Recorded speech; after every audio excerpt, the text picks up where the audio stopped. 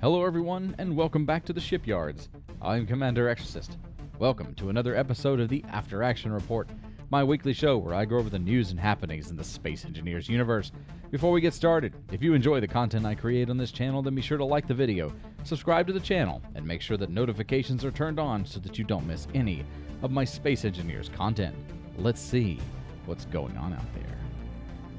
Keen Community Manager Aaron hosted the developer livestream last Friday to showcase some of the incredible submissions for the Fieldwork Bunker competition.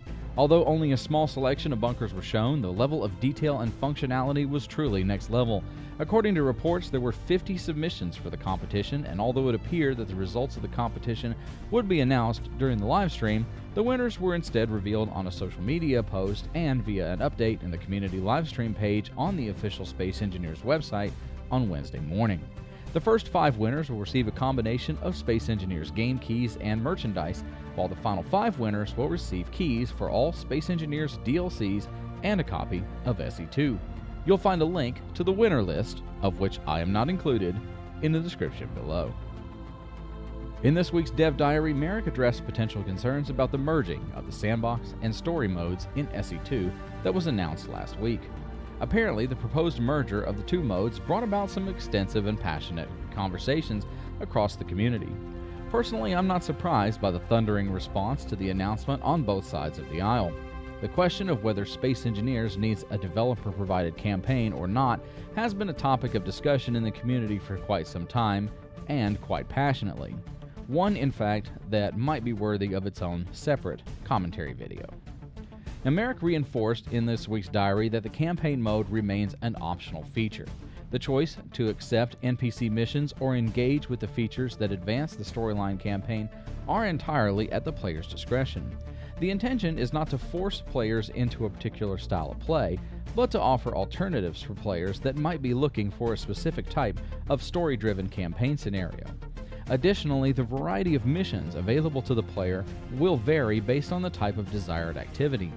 Colonization of Alchemist is separate from what the developers are calling the meta progression loop. Some missions push the story forward while others advance the colonization efforts. And just as it is in SE1, you can ignore both paths and play in the expansive Sandbox universe to your heart's content. Finally, Merrick touched briefly on what the campaign system will mean for multiplayer. This will include a co-op story mode where the player takes on the role of Miro Sokol and can be joined by friends who take on the role of companions. The story is built in a way that it can be experienced by all players at the same time in the co-op multiplayer environment. On the other hand, dedicated Keen Software house servers will be vanilla and have story mode disabled. In these scenarios, there is no Miro Sokol, and everyone is free to build and explore just as it was in SE1. For full details, you'll find a link to this week's Dev Diary in the description below. Are you excited for the Sandbox story mode in SE2? Are you ready to uncover the secrets of Almagest and find your way as Miro Sokol, the new hero of Space Engineers?